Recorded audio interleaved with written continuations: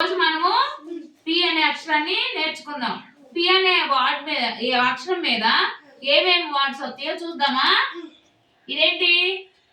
Parrot, foot, pen, pencil, pig, papaya, pomegranate, pineapple, potato.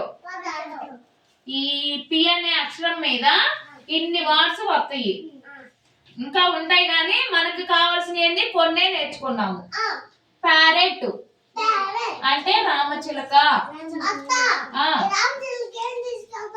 Carrot తీసుకెళ్తుంది చెప్పే వాళ్ళ కోసం. అవును, ఎవరైతే చక్కగా చెప్తారో వాళ్ళకి ఇచ్చిద్దంట. మరి రోజు ఏడోకోకుండా స్కూల్కి వచ్చే వాళ్ళకే ఇస్తుందంట. అది తీసుకొస్తుంది కదా.